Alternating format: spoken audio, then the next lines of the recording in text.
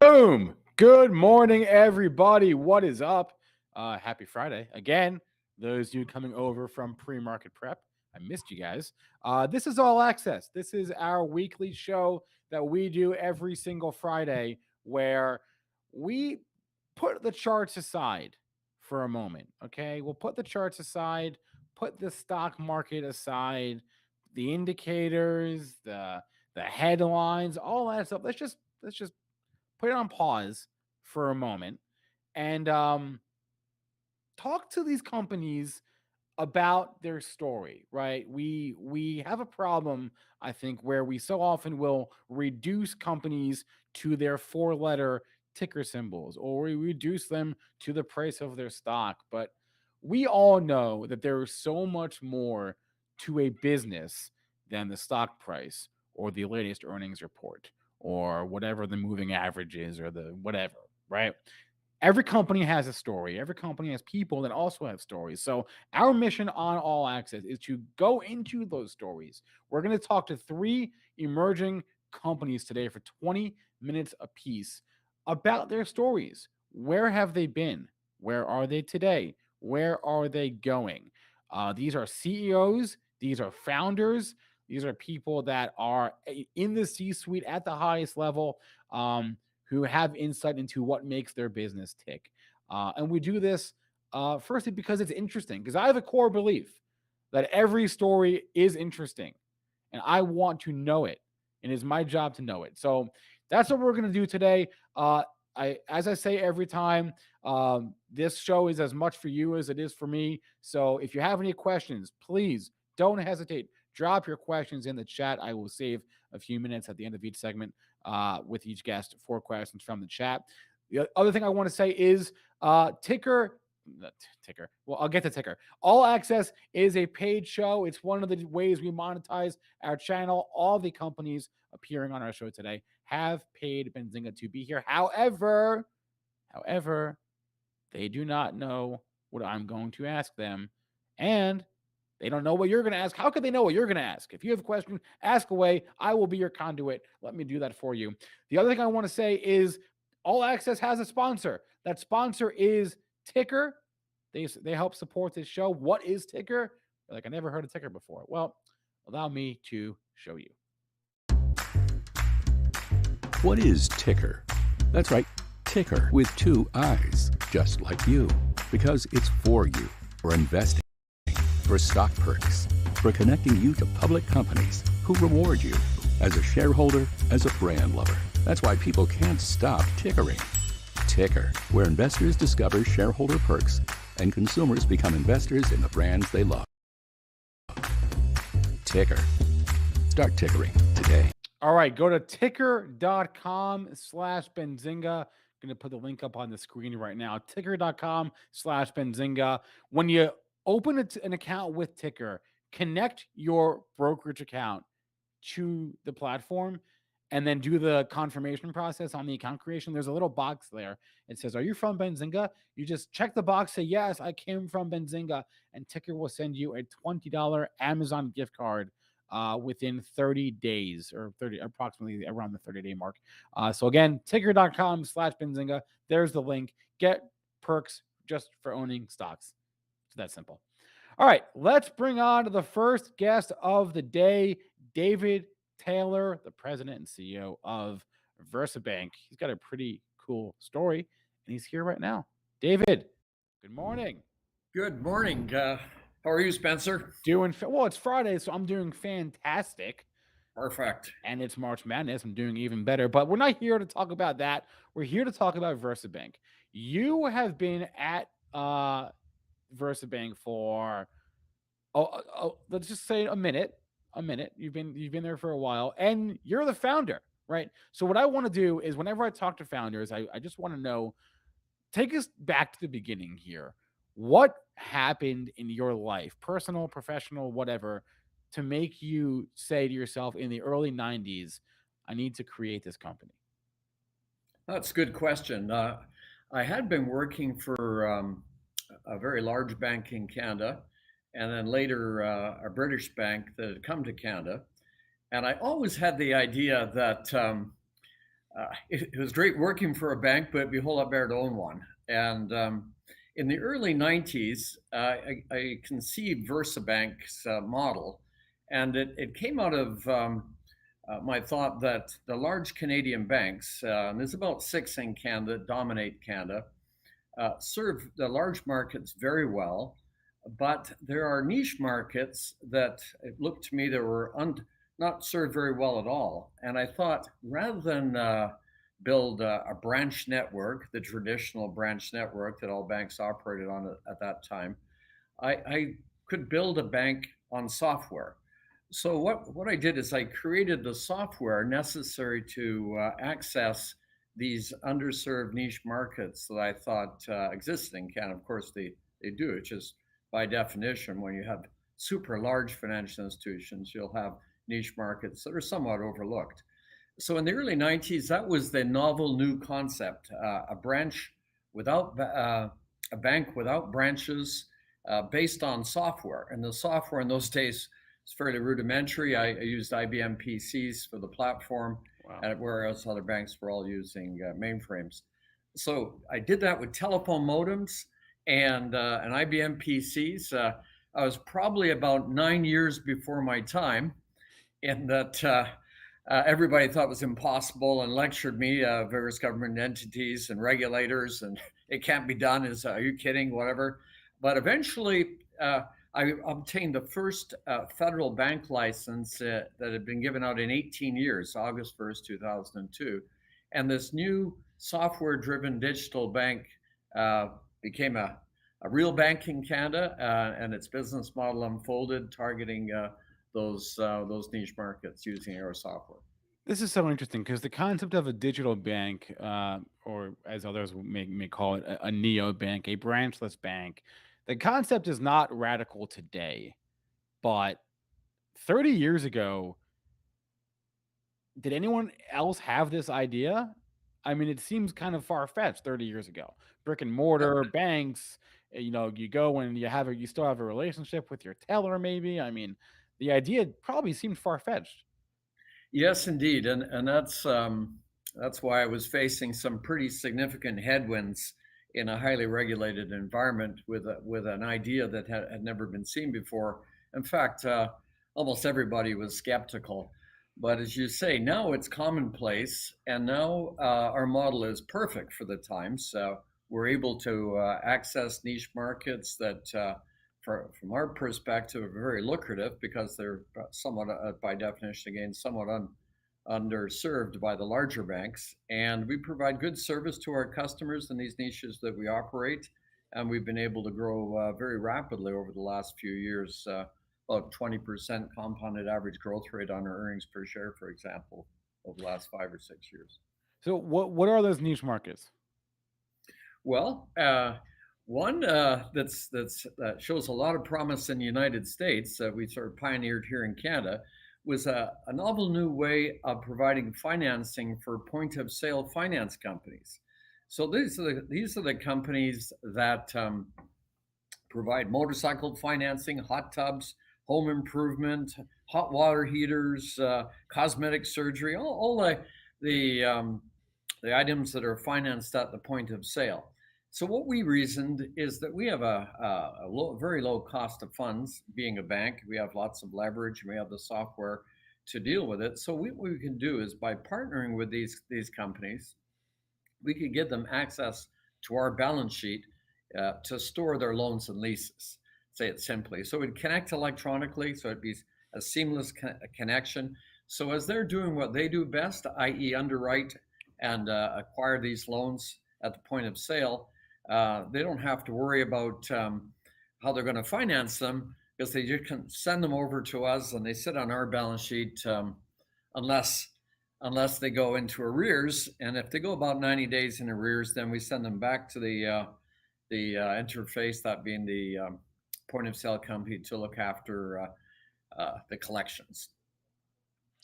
I want to know more about the software, right? Because again, you say you tell people you're a software enabled company today, they say, okay, cool. So you know what you're doing. You tell people you're a software enabled company 30 years ago, they're like, what is software? So, I would love to know more about that development and the unique challenges that you sort of faced over the years. Well, with respect to unique challenges, 30 years ago, I had to use, as I was saying earlier, telephone modems to connect to our target market. On the deposit raising side, I went to financial planners and stockbrokers and insurance salespeople and physically gave them a telephone modem to connect to our database manager that was sitting Wow. on an IBM PC at the time.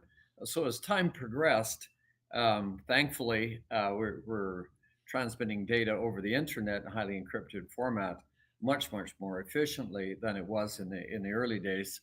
Uh, there wasn't any small FI financial software available as there Yeah. is today. Now there's companies like Pfizer that provide wonderful packages to small FIs.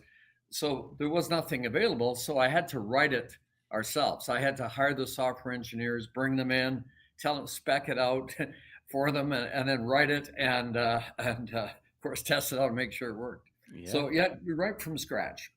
Yeah.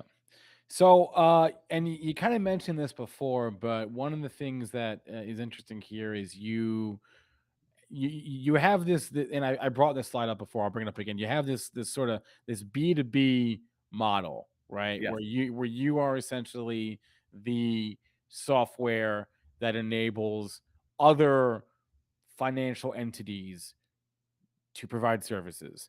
Yes. Um, what was that model? I guess obviously that's a model that software enables you to do. But was that model around before? Are there other types of firms? I mean, I guess you mentioned Fiserv, which comes to mind. But like, talk to us about that model and what why it works and how it can't work. Sometimes where it doesn't work. Well, in the early days, it was a novel new concept, of Yeah. course. So there was no software available. We just had to write it from scratch. As times progressed, there are probably other FIs that have something similar to this in mind. We're somewhat unique in that we don't have any interaction with the end customer, both on the deposit side and on the lending side. We are staying pure to our initial vision of being a software company that has a bank license and provides this electronic warehouse for our customers. On the deposit side, for example, we perceived it was a need for the insolvency professionals in Canada to have a custom banking package. So again, we developed custom software for them so that they could deal with our bank seamlessly off the terminals in their office and without really any advertising. We've got most of the industry dealing with us now, sending us deposits that are derived from the liquidation of various corporations and people's estates as they're becoming insolvent. So another example of a niche market, and that's on the liability side. It's how we raise cash, and on the lending side, how we deploy it is through the partners on the point of sale side. So we use software for every aspect of our business, and some of the unique characteristics that we have because of that model is we don't have a collection department. We only 100 people, and we have 2.5 billion in assets. Probably could have 4 or 5 times that figure with the size of staff we have. So there's no interaction. I'm at a tech center right now at London Airport. My garage has got airplanes in it because that's a new technology too. We fly. If we have to show up physically somewhere, we do fly. Um, Downstairs are all the IT guys. We have a similar facility at the University of Saskatchewan in their innovation center. So it's really a software company that has all this data flowing into it, data for loans and data for deposits. When you say you don't have a collections department, so the first thing people want to know at a bank, or one of the first things they want to know when they look at a bank is, all right, how do they protect themselves? What are their loan loss reserves? What kind of what is their portfolio look like, their loan portfolio, non-performing loans, etc. You don't have any of that. You don't have any non-performing loans or any loan Yeah, loss reserves or no collections, nothing. that's right, because that's busy work that the humans need to do, and it wouldn't be. It's not what we do. So the model is designed so that those type of activities, those busy, time-consuming activities, are left to the partners. And on the point of sale program, what we do is when we onboard a partner, it's quite a process. We do a lot of work getting familiar with them, comfortable with them to their line of business. But once they're onboarded, part of the deal is that they keep with us a certain amount of cash, and that enables us to debit their accounts when the inevitable loans go into arrears. So it just serves as our buffer, our loss provision, but it's somebody else's money that we keep in order to ensure that our bank doesn't face losses. Now, just saying that, it is possible that we might not have enough cash in a certain circumstance with a certain client. It is possible. It's never happened before, but maybe we tend to keep a fair amount of cash. In the pandemic crisis, 2020, our expected loss provisions on the intrinsic risk in the portfolio gave rise to about 30 million. And at that time, we were holding about 100 million in our partner's cash. So about 3 times in the worst case scenario that was necessary. So there are 2 obvious questions I have left. The first one is, you are, as you said, you're in Canada. I am not. I'm in the US. What are we talking about here as far as expansion into the US? Is that a thing? Oh, absolutely. Okay. Yeah, absolutely. This model that we developed in Canada works very well in Canada. We're growing about 40% year over year, maybe even more this year. But it'll work way better in the United States. Your market is 1.8 trillion. For some reason, U.S. consumers really like the idea of financing at the point of sale. Canadians do to a certain extent, but not to the extent they do in the United States. So we're bringing the model that we've proven out in Canada to United States.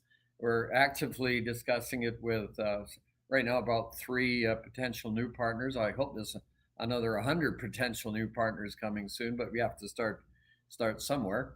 And it looks like it's as unique as it was in Canada when we first started it. The point of sale companies in the States are using what our Canadian partners used to use.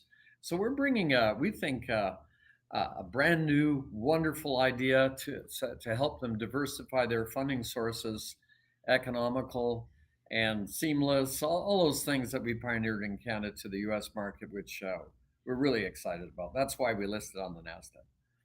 And so that's happening right now. Absolutely, yeah. I mean, the U.S. is famously, well, I guess every regulator is slow, but the U.S. seems slower than most. What challenges are there as it pertains to getting regulatory approval? And I imagine the NASDAQ listing probably helped a little bit, but what challenges are there in terms of getting regulatory approval in the U.S.? Eventually we will look for a OCC bank, a federal bank in the United States, as the lending platform. But to bridge it, we created a finance company, VersaBank, and that's all ready to go. So now we're just down to a little bit of legal work with our potential new partners. So I would expect you'd see us announcing our first relationship very, very soon.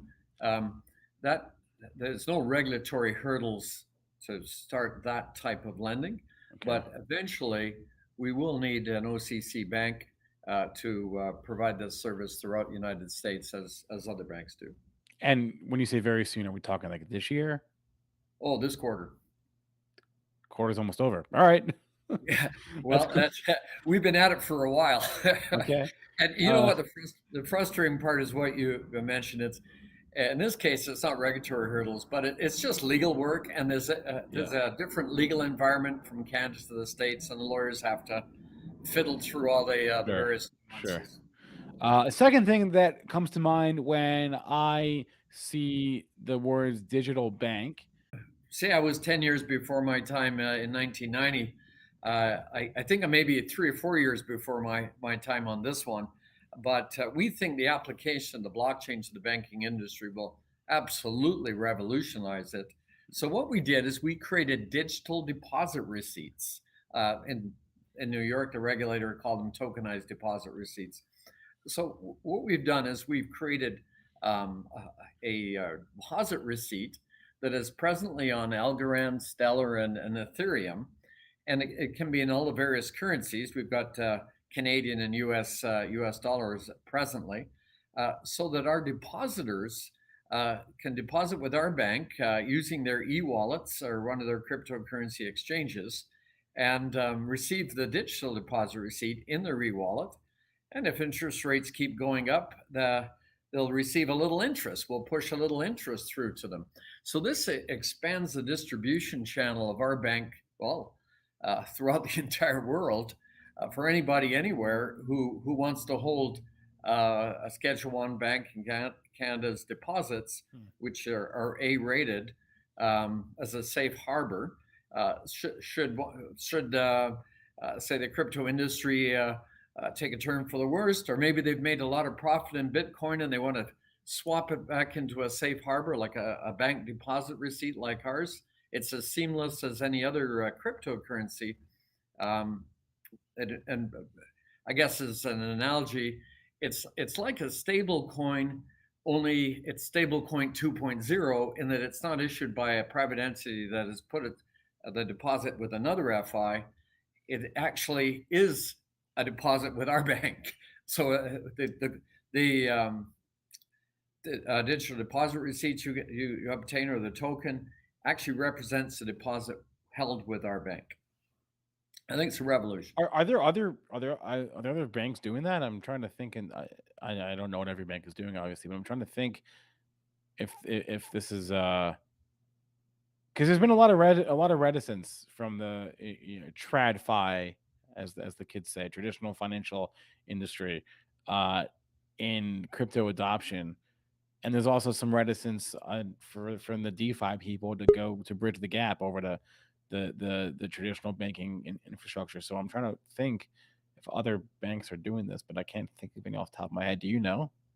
Well, certainly there's nobody even close to doing this in Canada. Yeah. However, when we first announced this about a year ago, since that time, there have been a few U.S. banks that are playing in the same area, Okay.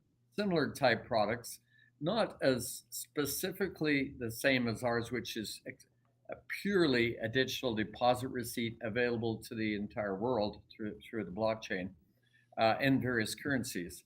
But I wouldn't. I don't think we'll be unique in the United States for too long. I think your country are fast adopters, very skilled, and this, as I say, this is the way the world's going to go. There's no doubt about it in my mind that all banks will have to utilize the blockchain for most of their operations, and deposit raising is it's a layup. Yeah. It seems like, I mean, it's obviously like very exciting. It just seems like we're only we're in like the top of the first inning here as it Yes. pertains to banks realizing the applications and implementing the application. So is this digital token receipt, I'm sure I butchered what you actually call it, is that's available right now? No, we're keeping Okay. in a closed loop with it's in my wallet, it's in our staff's wallets. Okay. We're keeping a closed loop because we've asked a third party to conduct what they call a SOC 2 audit on it. It's the gold standard in software. And I'm hoping that's about to be complete. As we were saying earlier, things are taking a little longer than I would like, but it looks like that is nearing completion. And with that SOC 2 audit and it being the gold standard, we should be ready to open it up to the world. Give a week or two of to assimilate what the third party review has. has told us. Then there are people that know what this is and will jump at it, but then you're going to have to explain this to a lot of people, probably. So how do you do that? Well, those that deal in cryptocurrencies don't need much explanation, Yes, and that's that there's about 150 billion in stablecoin 1.0. They fill the gap for folks that want to be able to move into a more trustworthy coin from time to time. And there's some very good ones out there, but the model is yesterday's model in that these coins are tethered to assets with some other financial institution. In our case, we are a highly regulated entity, of course, and it's not that our coin's not tethered to some other FI's deposit. It actually represents deposit with our bank. So I think there's a good portion of the world that are already trading this. So we'll just say, wow, this is great. It's investment grade too. There's no such thing as an investment grade stable coin in the world today. So I think they'll adopt it fairly rapidly. But then, as you say, the traditional clients of banks that they'll take some time, particularly here in Canada where there's nothing like this. It'll take some time, but eventually it's the way it's going to go. The convenience is just too great. Yeah. All right, David Taylor, President and CEO of VersaBank. The guy created a digital bank before the term existed. So, David, thank you so much for coming on All Access today, and we'll very much be awaiting some announcements here from you shortly on several fronts. Well, my pleasure. Thank you, Spencer. All righty. All right, let's move this along here. We're going to have two more C-suite executives on the show. Actually, no, three more. Three guests from two companies. That's what I meant. Two more companies, three more guests today.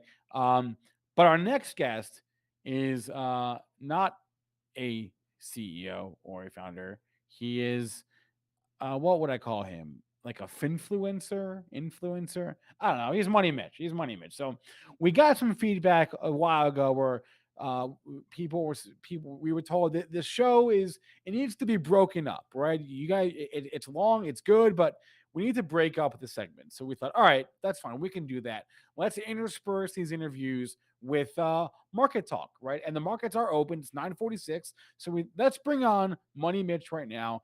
And for the next 10, 15 minutes ish, we're just gonna hang. And we're gonna talk stocks, talk markets. I have not looked at the market at all since we've been open here. Obviously, I've been a little busy. So, Mitch, fill me in here. What exactly is happening out there? What's going on, guys? Like always, one of the things that we want to do is just at first take a look at the overall market. Market is back above 438. That's that green line that you're seeing here in the middle. I think that's really the price that we need to see it hold, right? We've gotten back below that in the pre-market. We started dipping down towards the 436 immediately right before the gates. We pushed up there towards that 438s. Now we're going sideways on there. That was a good candle that was just put in on the 1 minute, but really I think you need to keep watching towards around 10 o'clock. Do we get a move back above 439? That would keep the bullish sense, and then a move up towards 440s. Right now, I'm looking at SPWR. I was thinking about taking this as a scalp on solar. It is pushing on up. Some of the other names are pushing on up on solar also. ENPH, one I gave in pre-market prep, already pushing there. Sol pushing also. Take a look at some of those. So some solar names pushing. Right now, I am long on an FSIL. So fuel cell energy doing well today. Also, you can watch plug and watch both of those kind of run hand in hand. Right now, I have FSIL at the 650s. We're looking for that to push through the high of the day, 656, and then just start really pushing on up there. I would look for a move about the 675s. If you measure the move, the flag, you see about 24 cents there for breakout there at the 56. You're looking at the move towards around 680s. I'd look for around 675s, but we'll see if this kind of gets moving. Let's take a look at the sectors and see what's really moving from the open. Yes, please. From the open, you got healthcare. Healthcare actually leading on up right now. That's an interesting sector to be leading. Biotechs getting on up there today. So you guys can keep an eye out on some of those bigger plays. OCX moving on up, cheaper names, but BIVI, KZR, bunch of kind of these kind of lower capitalization stocks, but definitely getting big moves on up in biotech. If we look at technology getting towards a resistance for my sector at least, which is very important to kind of keep on watch right now. But what is strong in technology right now, it looks like electronic gaming and multimedia moving on up. Some of these kind of leading.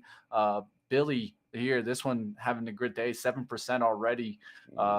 Versus systems, not much there. SEC Limited, that's a nice move, 5.4% move there. We'll see if these kind of keep moving. Roblox moving on up also, so I know that's also a favorite out there. Skills moving on up, and I would say probably Unity. Look at Unity. There you go. 3 stocks that are kind of trending in one area. We could also kind of look at some other areas, software application names doing well today. And I really think that, you're seeing the Qs do well right now, right? I mean, Qs are doing well. We'll see if it can get to 350s. That's kind of the important level for me to get above and then really start seeing the Qs come back into favor. All right, let me go ahead. No, I was just setting up while you were doing that. I was just setting up my my Benzinga Pro scanner here. Boom. Show us the top movers on this shared computer. So I do have a filter on. I filter out like micro cap companies and anything below a small cap. So we've got this is you know what? I made a mistake. I was doing a search from the pre-market. I actually want to search the change from the open. That's what I want to see. I want to see the change percent from the open, not from the pre-market. Let's take a look at that now. And top gainers off the open today. What do we have? Oh, that's losers. Let's go gainers. PIK is moving again. That was a crazy stock. Did you see PIK yesterday? The pick. That was a crazy stock yesterday. And what's weird here, I want to bring this up. I have a sneaking suspicion that people on Benzinga Pro were paying very close attention to our squawk. Let me tell you guys something. This is interesting. So yesterday, I was listening to our squawk, as I do, and I heard a squawk. Let's go to a 1-minute chart here. Let's go to yesterday. Let's go to a 1-minute chart on PIK. Okay, here we are. This is yesterday's action in PIK. I heard a squawk from I think it was Brent from our news desk. And I want to say I heard it. What is this? I heard it around here. It was like 240, 245. We squawked the fact that PIK yesterday was among the most searched tickers on Benzinga Pro. And I'm not positive, but I'm pretty sure that this huge volume spike and the green candle, and you see that huge wick right there. I literally watched it happen because I had it up on my screen.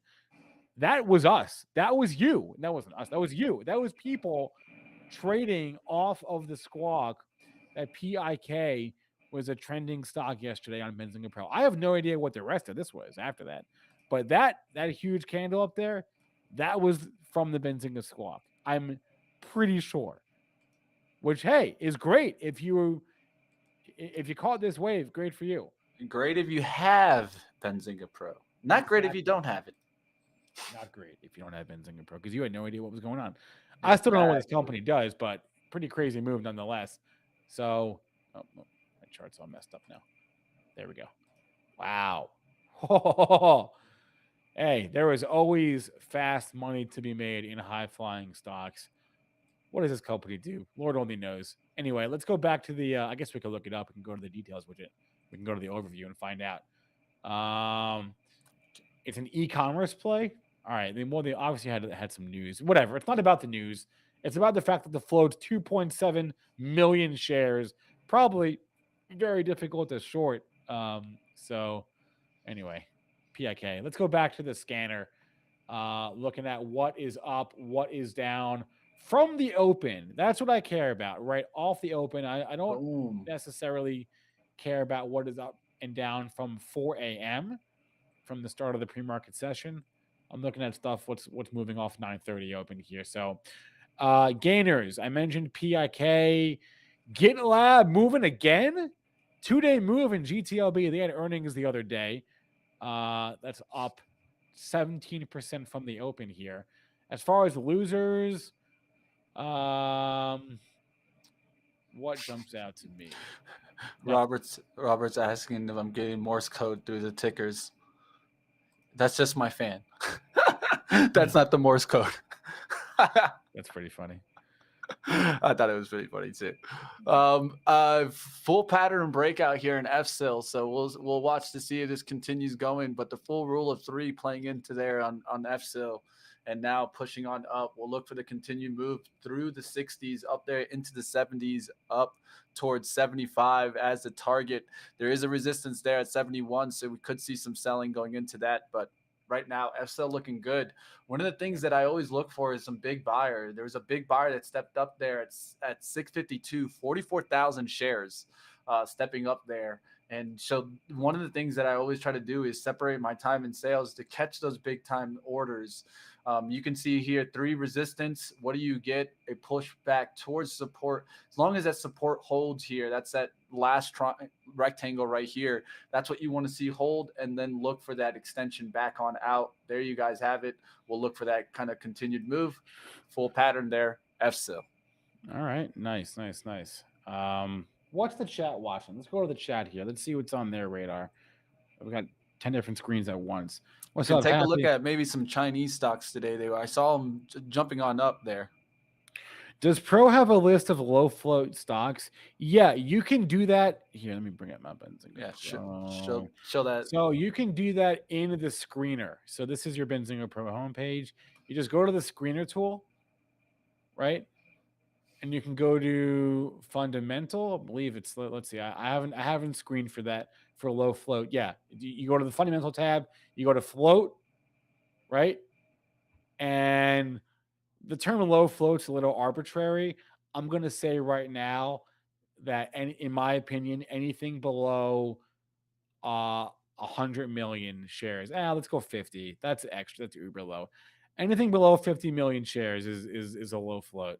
And that's the only filter we just ran. So you're going to see some crazy, some every stock here. But let's add a column. Let's add the float column so we can see what we're actually talking about here. Where is my float? There it is. Shares float. Let's add shares outstanding while we're at it. There we go. All right. Let's sort it by the size of the float. This is every stock with 50 million shares in the float or less. We can obviously add some more filters here. Filter by market cap, filter by price, filter by performance, right, today. But yeah, it's very simple. You just go into the screener, you go to the fundamental tab, you search for, you do some float filters, and it took me 3 clicks to get there. It's updated every day, man. It's updated every day. So what else? Can someone explain the SEC Form 6 for NEO? Order out here to sell in FSIL. Okay. Let's pull that up right now. While he does that, I'm going to go into my SEC news feed and search for NEO. Let's look to see if we can get that I sell haven't- right into here, guys. That would be the sell right there. All right. Let's look at this Form 6.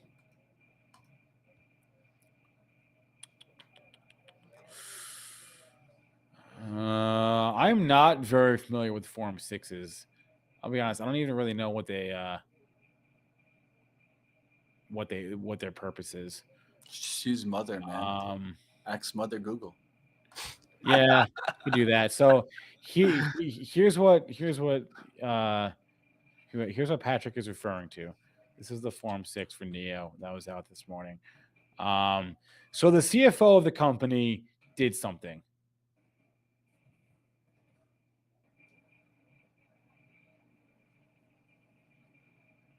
Wow, that's really it.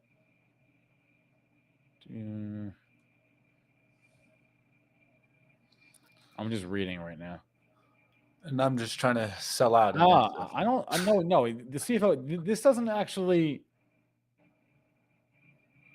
mean anything to me. This doesn't mean running anything into to me. resistance here. Starting to see a little bit of a slowdown there. Let's see if we can get through the 70s. Next level from here. Oh, I know what this is. Okay, so didn't Neo just list in Hong Kong? Yeah. Okay. Right. So Neo listed their stock in Hong Kong on March 10th. Right. So whenever you have a stock that's listed in more than one exchange, it creates a bit of a confusing thing because you basically have two independent markets that should have the same value. They should trade the same way, but the intricacies of each market, the intricacies of how many shares are out there can create a discrepancy or a divergence. This is just a form that states boom, out of FSIL. This is just a form that states how the stock, how Neo stock has traded on the Hong Kong exchange, because it's only been there for 8 days now. It IPO'd in Hong Kong on March 10th. So all this is just a statement of fact. This is what's happened in the first 7 days, the first week that our stock has been listed in Hong Kong, so everyone knows. And then it's information for the market. So this doesn't actually mean anything. This isn't going to move the stock at all. It's just a statement of fact, like, hey, everyone that follows the stock in the US or other markets, we IPO'd in Hong Kong last week. Here's what's happened. Here's how the stock has performed. Here's the average daily trading volume, the average turnover, bada bing, bada boom. That's all that is. Because a lot of people, like the average Joe, like me and you, we don't have transparency. I have no idea what's happening over on the Hong Kong stock market. No clue, right? So that's all this is. It's just if you were wondering, hey, how is Neo trading in Hong Kong in their first week? That's what this does. Okay. Got it. That took, and by the way, that took 2 seconds to find in Benzinga Pro. I just went to my newsfeed and I searched for Neo. Neo. There it is. Right. So yeah, happy. That's also true. All right. Keeping an eye on things. It's like technology takes the lead, man. It's pushing. You're getting a big push in tech. Pushing on up. Yep. Mainly electronic gaming up 3%. That whole industry. We'll see what happens. DD again with DD. Thing is, DD ever gonna go down ever again? That's my question for you. DD was it like $1? Let me put. Was it DDS or something? DIDI. It was $1. Yeah, there you go. Look at that rip. Holy crap. That is what you call a short squeeze. That's a lot. I shouldn't say that's a bad word, but man, that's a rip if I've ever seen one. And yes, it's happening to, it's not just DD, it's obviously the rest of China here too. Yeah, look at JD. JD is a clear example. Straight up, literally. JD? Yeah, nice day. Oh. I actually think it's going to pull back here now. There's a 65.74 resistance on JD. I think you might get a pullback towards VWAP here. And if you're looking for longer term entries, you can be looking at that. I'm going to go back to what I said 2 days ago when every Chinese stock was ripping up 20, 30, 40, 50%. And I didn't act on this, but this is what I said. I said, if you want to chase these things, wait for a red candle. Wait for a down move. Don't chase it up. Buy the dip. If you want to chase, buy the dip. Buy the red candle. If you were chasing it, JD, on Wednesday, you took some heat yesterday, right? You took some heat because you went straight down for the first what is that, hour or so of the session. And maybe you sold, maybe you didn't. But you could have avoided that heat entirely if you had just bought the dip, right? So when you want to chase stocks, it's prudent, and that when you want to chase stocks is obviously gets the caveat that chasing very often doesn't work. But if you want to chase stocks, do it in a way where you're buying the dip not chasing the rip. Because that worked here. That worked here that worked here across the board. Because now Copper stock going because you're crazy. taking no heat today. You're taking no heat today. Man, I wish I listened to myself sometimes. Sometimes, every once in a while, I have a good idea. I wish I'd bought that dip yesterday in some Chinese stocks. Hindsight 2020. Honestly, you'll say that, but I also was thinking about shorting them today, so I could see both sides of the coin there. Man, I'm disgusted. That's how it is, man. One of the things is being a trader is not necessarily being good. A lot of it sometimes is just being decision making and figuring out how you're going to make your decision making process. Where's your risk? Where's your reward? And a lot of it is just taking that really right there. You have always decisions to make. And the question is, do you pull the trigger or not? And that's what the good traders do. A lot of times they build systems to try to be really objective at that moment and not subjective. If there's certain things that are triggering, there's certain variables that are following their system, they say this is an entry. Regardless of what's happening, you objectify the edge there. And once you do that, you can just start taking it strictly off that entry. What a move this morning. I'll give you a move right now. Look at copper. I talked about copper this morning. Look at that move. Nice big rip in copper. TRQ taking off, man. That thing's already up about 9%. FCX following that. So keep your eyes on that one. Agricultural inputs also doing well today. UAN taking off. RKDA, be careful for this one. I think this one could go parabolic. I have seen it done it before, but it's not getting the volume that it needs right now. CF looks interesting right now. That chart looks good. Nice little VWAP bounce there. It looks for a move towards 95. SMG even having a good day today. Scott's Miracle Grow finding some bottoming action today. And that one that we talked about earlier, MOS, look, the leader, boom, taking out the top there. So not a bad day there for MOS. For those wondering what's trending on Benzinga Pro today, PIK, which we talked about. What is GROM? GROM. GROM, is that moving in sympathy with PIK? What the heck is that? That's PIK is just straight ripping, man. All right, GROM is not. GROM is doing the opposite of that. If you're chasing GROM now, you're buying the profits from the person that bought yesterday because the pre-market high, important level here. If you want to chase GROM, pre-market high. If you clear that, you're golden. You're Gucci. What is the pre-market high? I can't even really see it. Is it 180? Looks like it's 180 on the button. You clear that, you're Gucci, but that's resistance until otherwise proven. So anyway. Hey, holding up today. I didn't think it would be holding on up. That's interesting that airlines are actually holding on up today a little bit. Seems like we have a couple of them up. Look at ULCC, man. What? Frontier taking off, man. Who gave liftoff to Frontier? Dude, I get emails from Frontier probably 3 times a week. Look at that, though. Look at those 15-minute candles. I know. That's a good move on up. I actually just wrote on Frontier. Dude, all the airlines. Oh, is that where we booked you to Austin? You got it, bro. Come on. Benzinga, never change, Benzinga. We give our employees the best travel experience. Ultimate low-cost carrier. If you guys don't know what ULCC when you travel, when you travel for Benzinga, you're flying only the best. Only the Frontier and Spirit, only the best. Baby.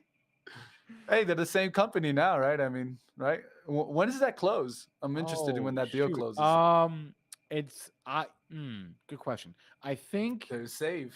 I think there is some regulatory concern on that because they're the only low cost carriers that fly nationally in the U.S. and so there may be some regulatory concerns on that. But that's a good point. I did forget.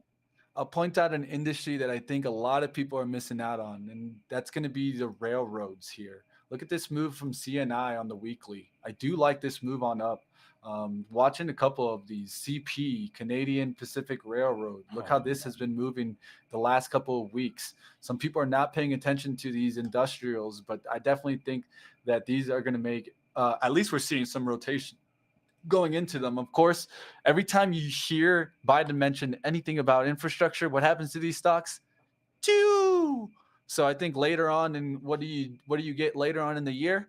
a lot of infrastructure talk. So I'm keeping an eye on these. I've been calling out DE. Look at Deere today, baby, and it continues.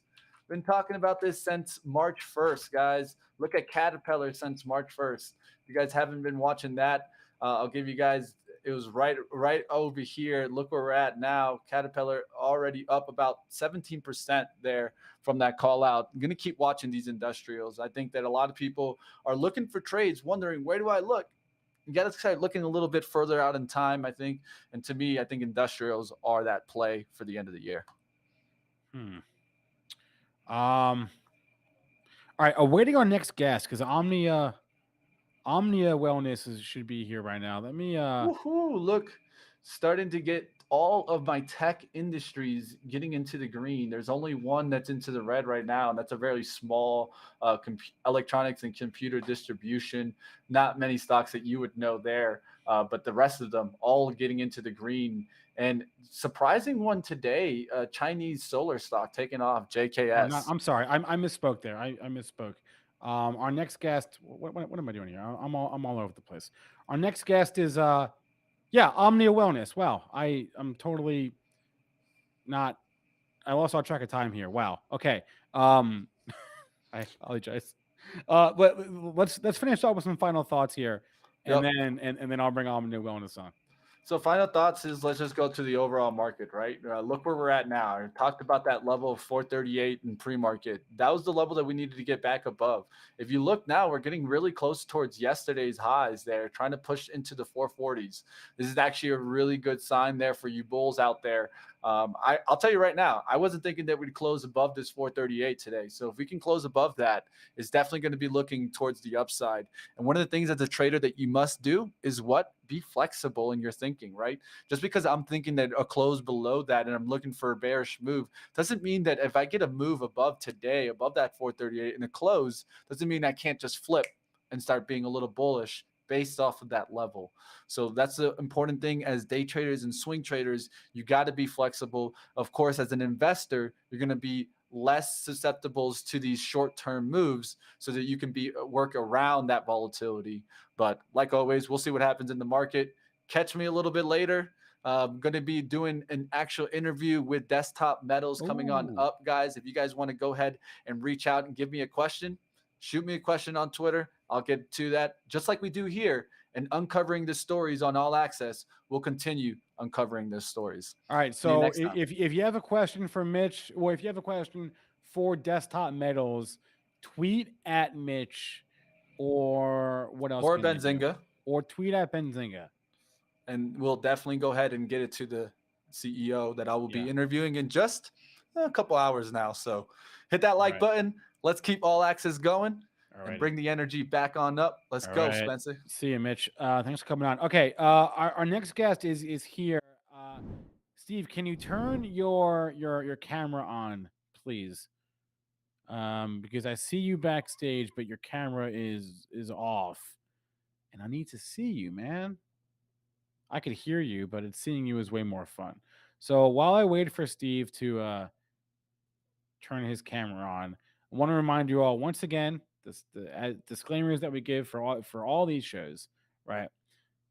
Benzinga's All Access is a paid show. Every company that is here today is paid to be here, but they don't know the questions I'm asking because, and this is a secret, I don't know the questions I'm asking. That's true. You should see what I have here. I have notes. I have bullet points. They're not even sentences. They're just bullet points, right? I don't even know. And then wherever the conversation goes is where it goes. That's the point here. So, and also they don't know what you're going to ask them. If you have questions for any guest on this show, we are closely monitoring the chat. This is as much for us as it is for you. It's not every day that you get the chance to talk to executives, CEOs, CFOs, people in the C-suite, founders, etc. That was also one of the points of this show, right? It's just connecting because like we bring on CEOs on our other shows. You know, we do it on Benzinga Live, we do it on Money Mitch, occasionally we do it on Pre-Market Prep, but like the thought was let's actually do a show where we actually connect with these CEOs, right? And actually like create a forum where it's deliberate. CEOs, our community, bring them together. Form of the moments is shorting the NASDAQ at. All right, good luck with that.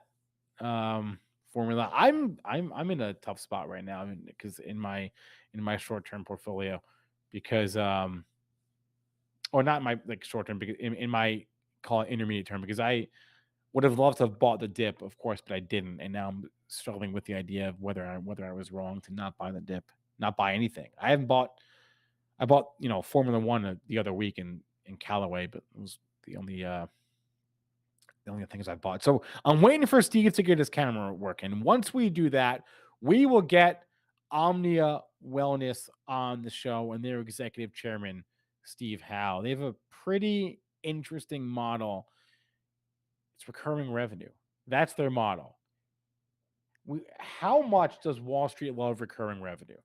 They love, investors love recurring revenue. That's one of the things that made Peloton a darling, right? Is the subscription.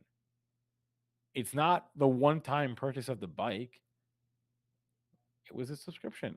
Why is Netflix a darling stock? Subscription, recurring revenue. So that's what Omnia Wellness does. We're going to talk to them about their company. Again, get the story behind it. What do they do? But more importantly, how do they do it? Right? That's what we care about. So we're getting his camera working. And when we do that, we'll get him on the show. In the meantime, you know what I have not done today? I have not groveled for likes. I've not groveled for likes one time. But if you would be so kind, whether you're watching this on YouTube or on Twitter or on Twitch, and yeah, I see you on LinkedIn. I see those of you on LinkedIn. I mean, I'm talking to you on LinkedIn. If you'd be so kind, hit that little thumbs up for us. I would appreciate that. It does help us. Thank you very much. Okay, other PSAs. I mentioned this yesterday, and I'm going to mention this every single day for the next few weeks. We have 2 events coming up here at Benzinga. The next event is going to be it starts 1 month from tomorrow. It's April 19th, 20th, and 21st. It's actually 2 adjacent events kind of smushed together. We're having a psychedelics conference and we're having a cannabis conference back to back. Okay. The links, the link to sign up for that, I'm going to put it on the screen right now. It's bzcannabis.com. bzcannabis.com. That should work. Yeah, that takes you right to the event page. And if you want to buy a ticket, but you don't want to pay full price, that's okay. Use the code that's on the screen. Shows 30. Shows 30 will get you 30% off. If you go to that bzcannabis.com link, you'll see a huge banner up at the top of the screen that says $500 million worth of deals have been made at this event. And that's true. And I have on good authority, based on the amount of sponsorships and companies we have attending, that this is going to be the biggest cannabis event we've ever done. We will have Mike Tyson there. And yes, he is selling cannabis CBD gummies in the shape of an ear. He'll be there to talk about that. Kevin O'Leary, Mr. Wonderful, will be there as well. Massive agenda. Keynote speaker from Canopy Growth. You may have heard of them. Ticker CGC. So we get all the biggest names from cannabis at this conference. Okay. And they will be there. I hope you will be there. April 19th, 20th, 21st. The Fountain Blue. Is it Fountain Blue or Fontainebleau? I don't know. I think it's Fountain Blue. Fountain Blue, Miami Beach. Okay. Check it out. bzcannabis.com. Code shows30 gets you 30% off. That's the first event. The second event that you probably are a little more hyped for, if you're a trader, is the FinTwit conference Benzinga is sponsoring, is that the word? Co-sponsoring, co-hosting the FinTwit 2022 conference with Lupton Capital, Las Vegas, May 13th and 14th. It's a Friday, Saturday. I have on good authority that I will be there. Okay. I don't know if that like makes it juicier, entices you more, but I will be there. This is a 2-day event that is devoted entirely to trading and investing. Okay. And did I mention the fact that this is Vegas? Because it's in freaking Vegas. Okay. Come on.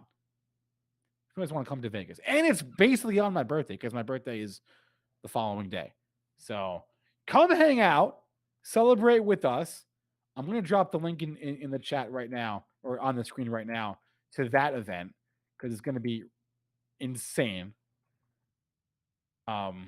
Because as I said, it's in Vegas. So here's the link. I'm putting it in the chat and I'll put it on the screen. How about that? I'll do both. There's the link on the screen. There's the link in the chat. Bada bing, bada boom. Discount code for this is going to be shows 25 or YouTube. I think it's YouTube 25. YouTube 25 will get you 25% off. It's going to be a banger. Okay. Benzinga will be there. All of our experts, right? Nick Shaheen, Chris Capri, Jonah Lupton, Neil Hamilton will be there. Mark Petrino, Brian Shannon, who's a great follower on Twitter, Alpha Trends will be there. Jake Wujastic from Trend Spider. If you trade and you want to spend a weekend getting some like basically one-on-one or close to it education in person, come hang out with us. There's the link. It's going to be awesome. Yeah, you can buy me a drink. JD's already has a ticket. That's amazing. It's gonna be awesome. I haven't traveled for work for Benzinga since like the fall of 2019. It's been 2.5 years since I've traveled for anywhere for Benzinga to any work conference at all. So I'm so hyped. I'm so excited. It's good. I've been looking forward to this all year, and we thought it was going to be in June, but then we moved it up to May. And oh man, it's going to be good. I can't stress this enough. It's going to be amazing. So,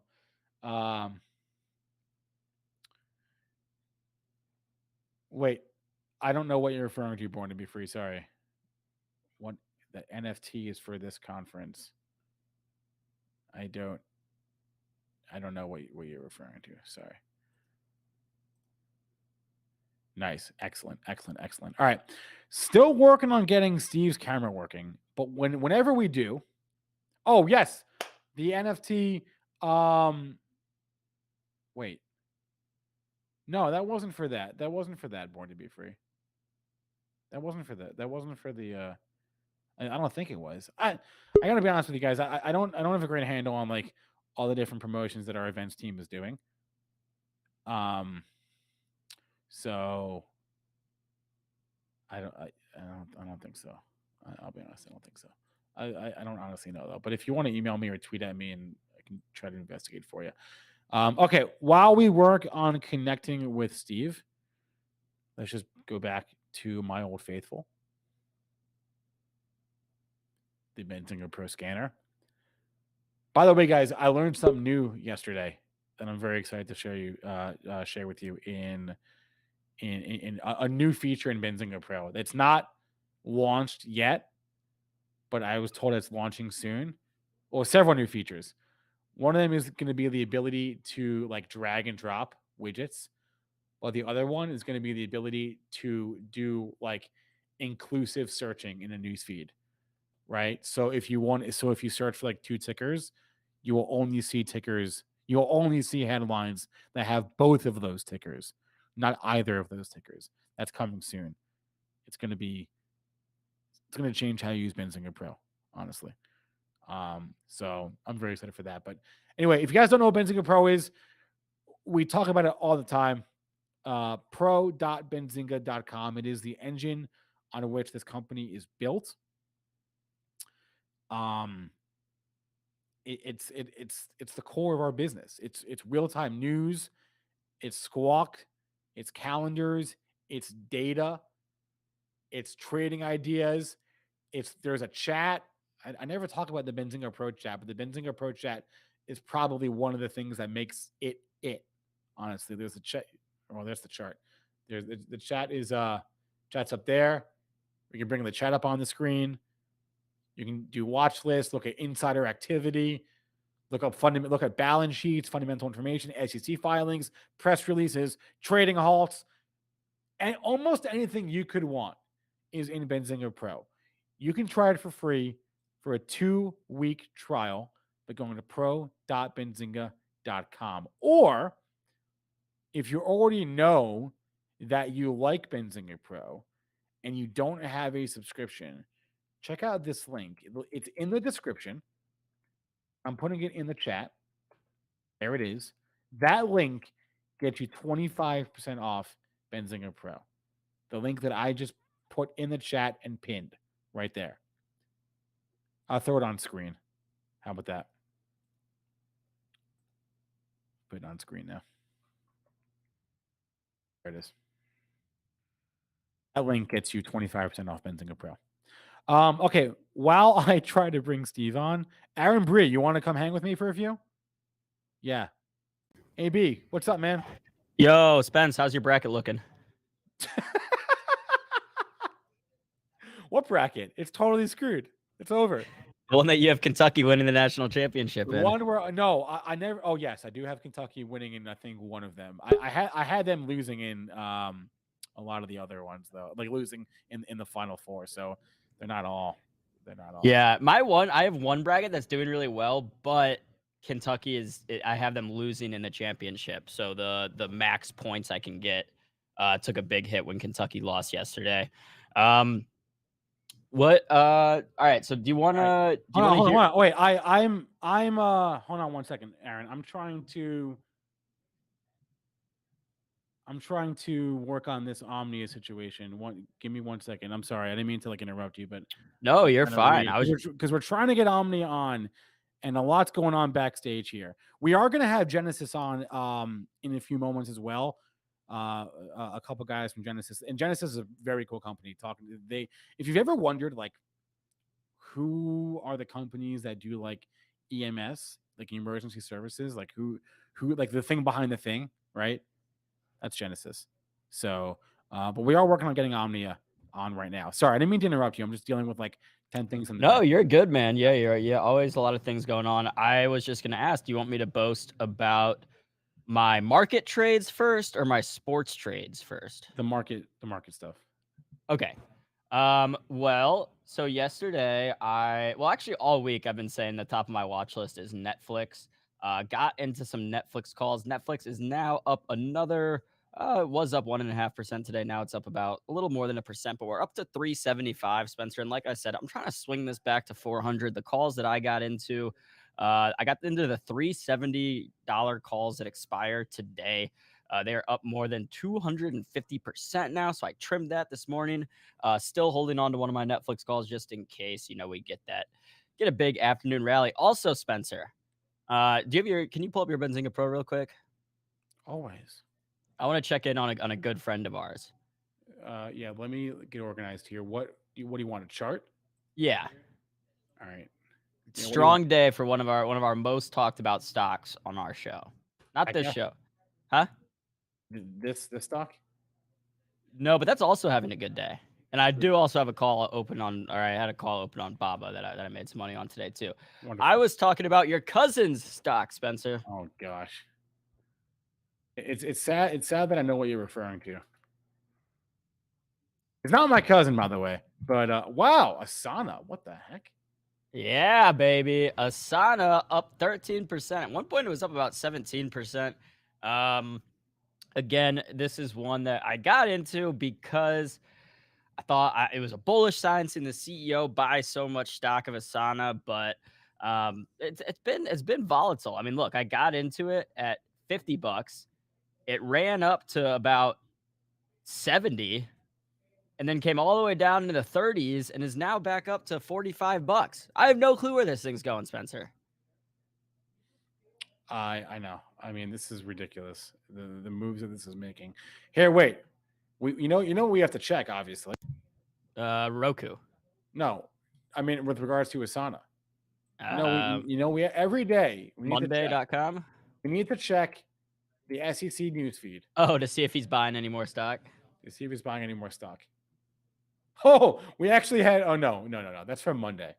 All right, no insider buys from Dustin Moskovitz in a minute.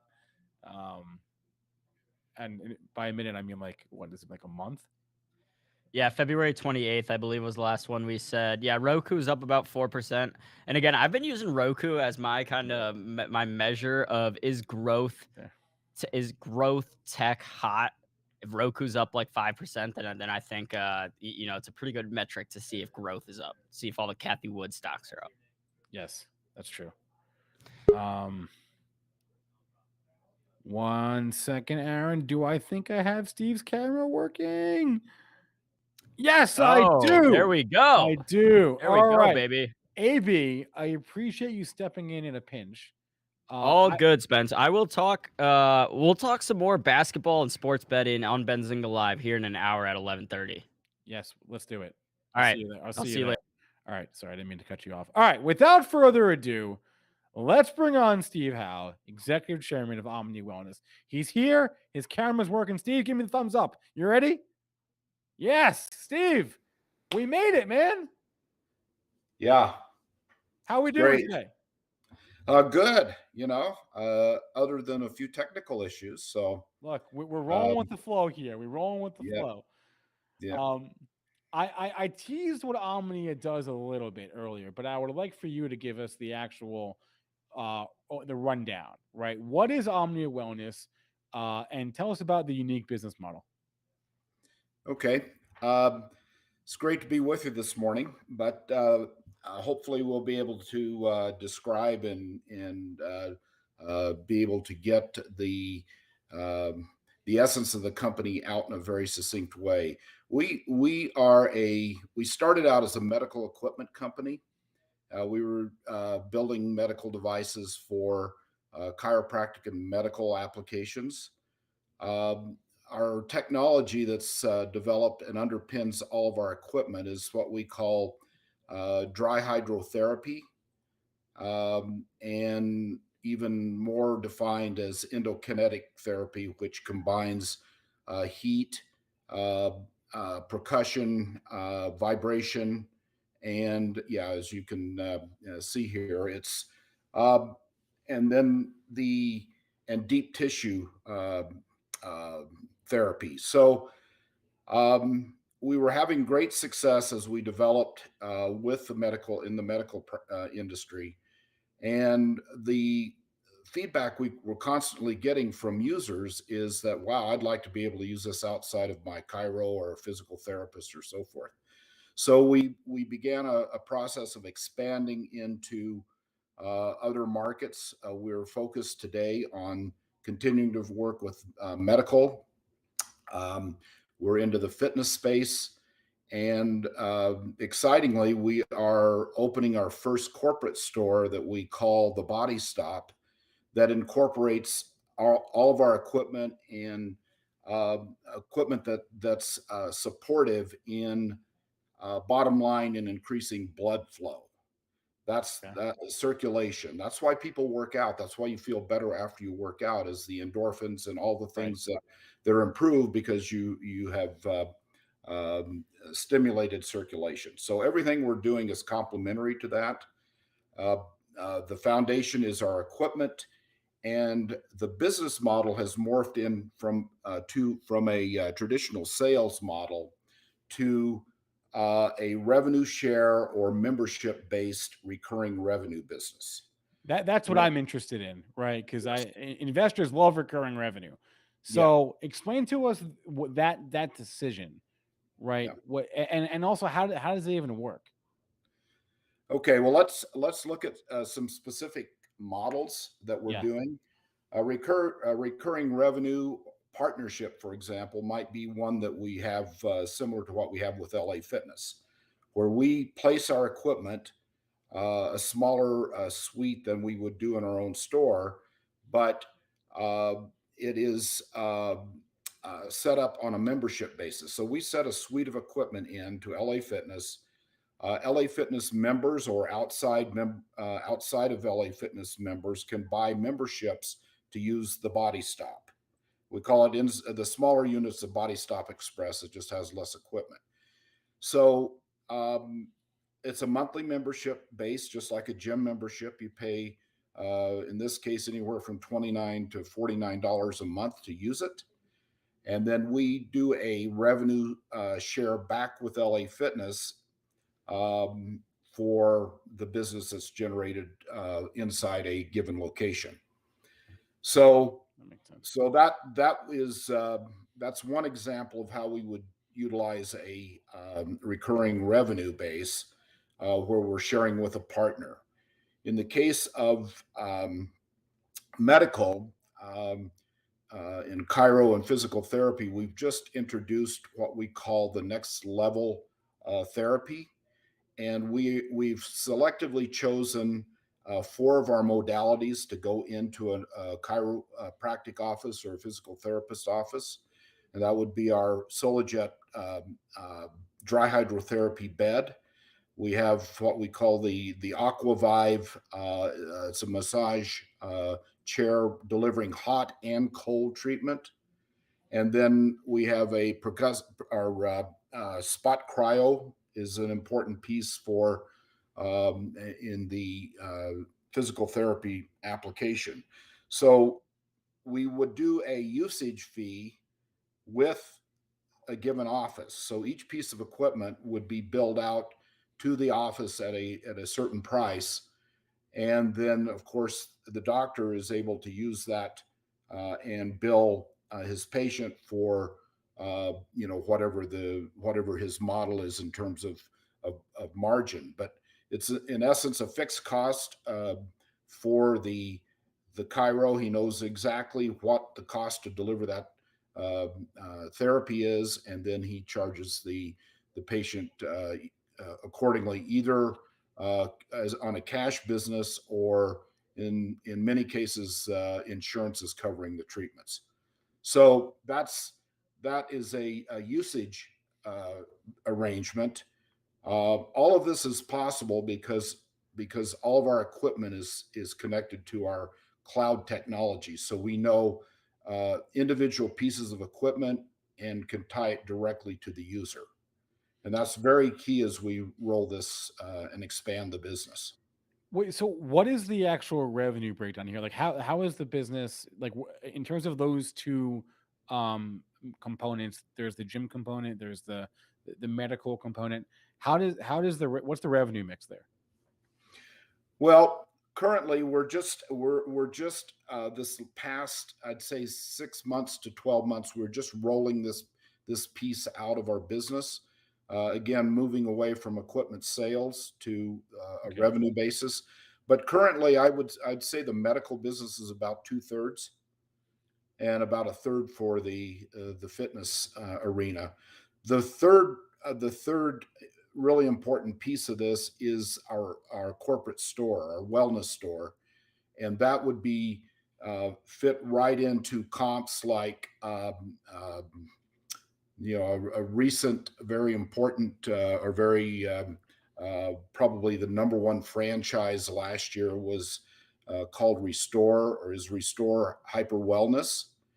And it's a monthly revenue, monthly membership, and it's done for clients to go in and get a vitamin IV or a full body cryo or something like that. But the point is, the wellness space is very wide open now to the entry of modalities and products like we're delivering and what we intend to deliver in the Body Stop, opening in about 2 weeks.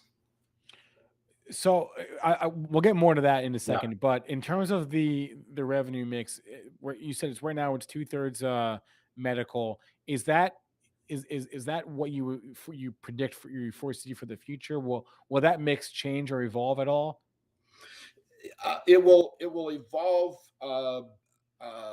I think the medical will still lead. I mean, fitness is a good area. It is a bit conflicting in terms of the clients that go in. Right. There's only about 20% of the population that will go into a gym to use a gym. So there is a little bit of reticence for some clients who don't work out to go inside of a gym to get a treatment. So I think there are, I think in the long run, even though the fitness area is a big market for us, it will trend more toward medical applications and our own stores, of which the base allows us to do a franchise at some point in the not too distant future. And you mentioned the store. Give us more details on that. Is this the start of a trend, or is it just a pilot program, or what? Well, so first of all, we call it a beta or or a lab, if you will. It's about a 4,500 square foot footprint. We have 10. Currently, we have 10 modalities, all supportive of our foundational products that we manufacture: the bed, the chair, the spot cryo, and so forth. We've added whole body cryo to it. We have a LED red light treatment and an infrared sauna as part of the mix. Okay. So the concept is really our byline is feel better fast, which means 20 minutes in and out. Choose the modality that you feel like that you need to work on a given day, whether it's the bed treatment, the chair, maybe you want to do a full body cryo and take some time in the sauna, that type of thing.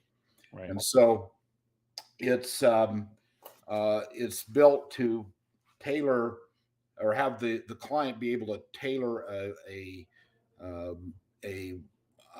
session that they feel fits their needs at that given day.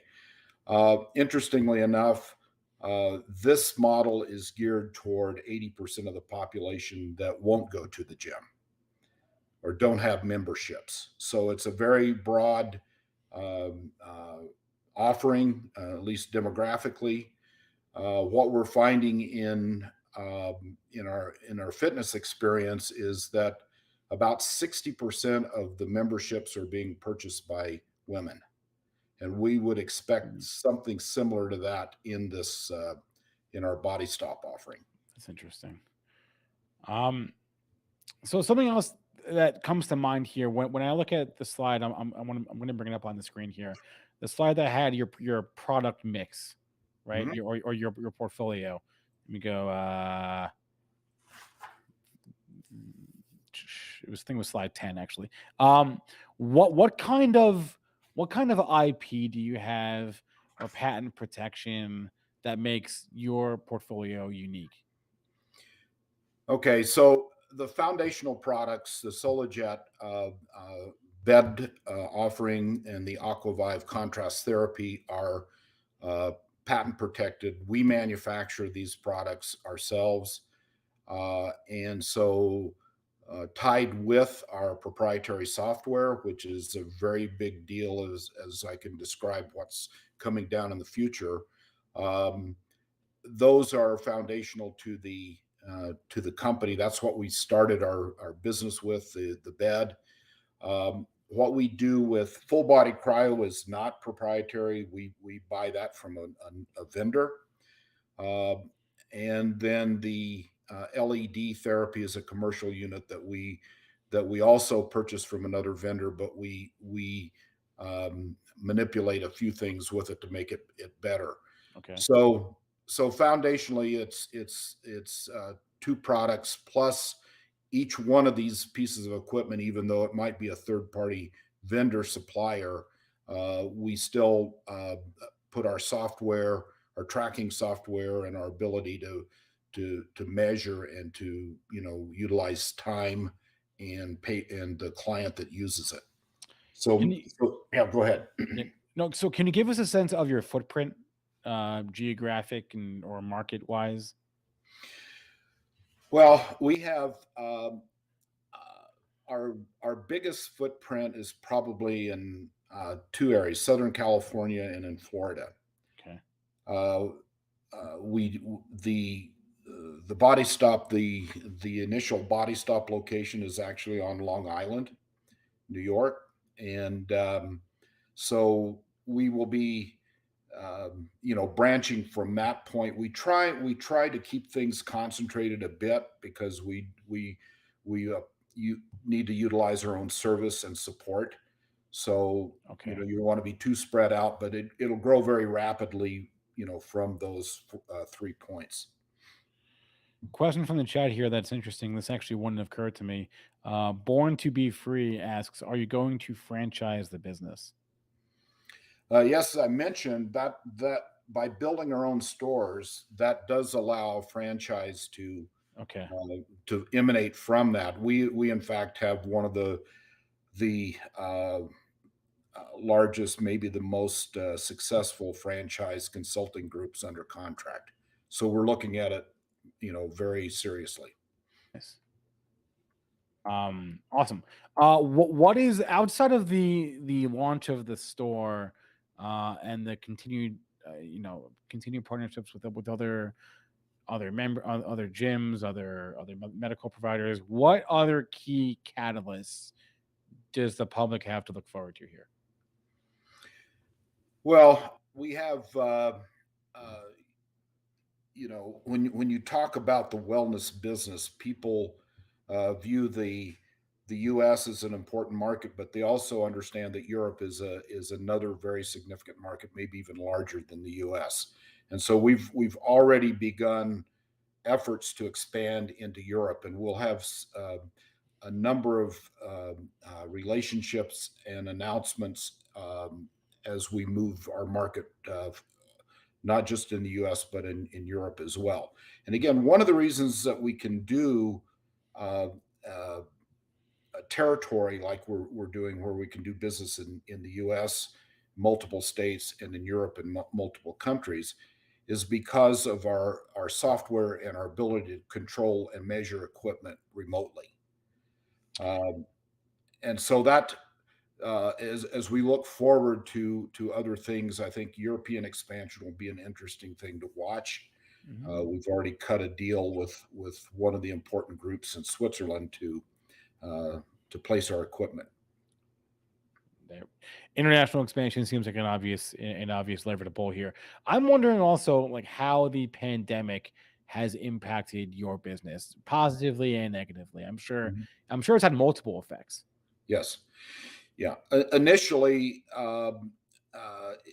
when the lockdowns occurred, of course, it hit fitness, completely locked down. Right.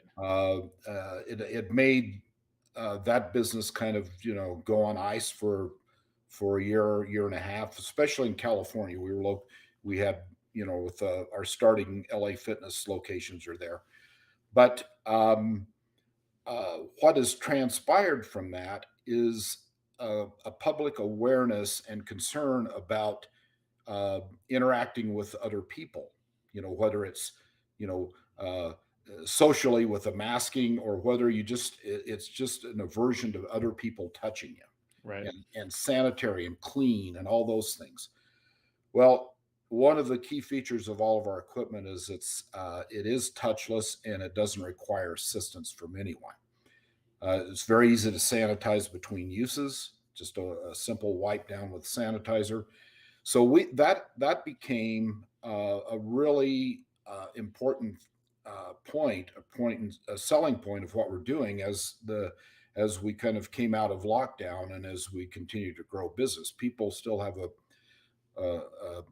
a memory, certainly a great memory, of what they were facing before. So touchless is an important. I think we even have a website, goingtouchless.com, to support what we're one of the main features of what we're doing. It is interesting, isn't it, Steve, to just see how the pandemic, the positive and the negative effects it's had on, or maybe positive, negative is not the right word. The changes that it's caused to different industries, right? That have changed consumer habits, and that has made some things more popular, other things way less popular, and I just find it so interesting to just think through that, right? How it's changed all of our behaviors. It's a fascinating subject. Another question from the chat here from JD's. He's wondering if you have had any supply chain issues as far as components or parts, and he's also wondering how the service works on the third party equipment. Mm-hmm. Okay, we support. We have our own group here in the States that we're building. We have we can do service on all of our equipment that we put. So they're internal employees. From a service standpoint, service and installation. The great part what we found is, particularly with our own equipment and even some of the third-party equipment that we're using, they are not high maintenance items. One of our everything that we do in our own products is components can be changed out if they fail. We've had very little issue with in terms of ongoing service needs, but nonetheless you need that. The manufacturing piece of this, we actually have our own employees in Asia that do the production, and the biggest issue there is just in the supply chain is just the tremendous cost increase in shipping product via container. We do everything via container, so that hiccup was somewhat there, but it's subsiding now. It's still expensive, but that's just one of the benefits of not selling equipment, but doing everything where you own the equipment and you do revenue share, recurring revenue. The cost is important, but it's not critical, in terms of creating margin. Well, last question for you, Steve.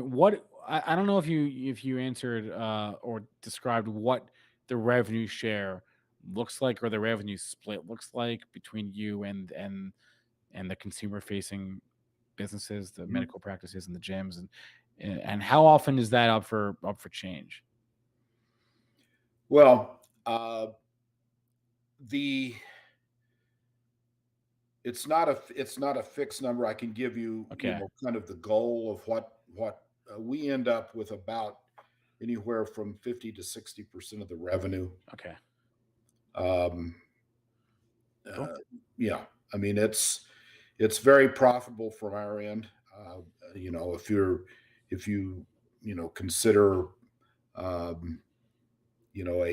usage fee of $30 or $40 per hour per actual use, so that's in 15-minute segments. That's that gives in the case of a physical therapist or a doctor, a cost of goods of maybe $10 for a treatment, and their chiropractor will get anywhere from $30 to $35 a session for this. Nice. All right, Steve Howe, the executive chairman of Omnia Wellness, joining us today on Benzinga All Access. Steve, thanks for coming on. Have a great rest of your day. Have a great weekend. I'm looking forward to following the progress here. Great. Thanks for having us on. All right.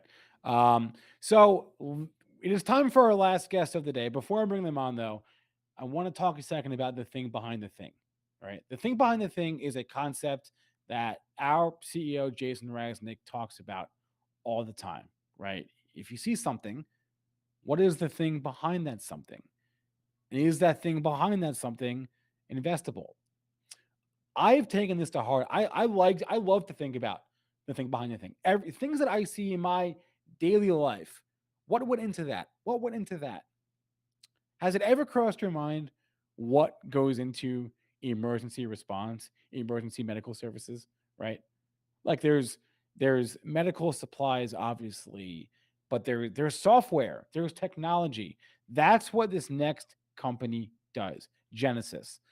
We have their CEO, Richard Danforth, and their head of SaaS products, Charlie Crocker, on with us right now.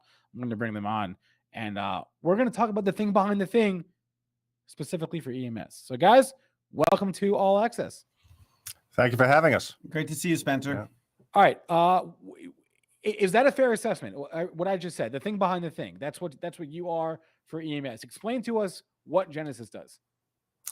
Sure. Genasys is a company with a foundation in hardware, specifically acoustic devices that enable first responders and others to send a voice quality broadcast several thousand meters.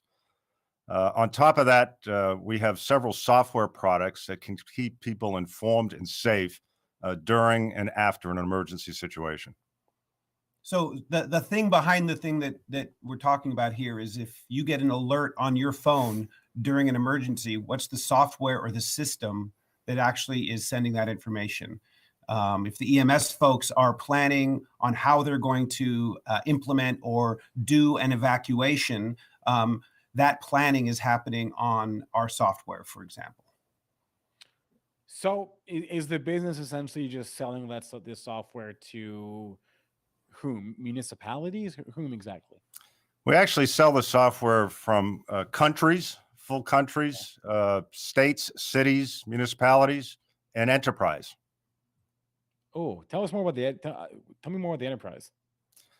Sure. Spencer, as you're well aware, the world is becoming a less safe place every day, and businesses, enterprise, are increasingly becoming more aware of their responsibilities to keep employees informed and safe during emergencies, whether it's a weather-related emergency, an active shooter, a chemical spill, and on and on and on.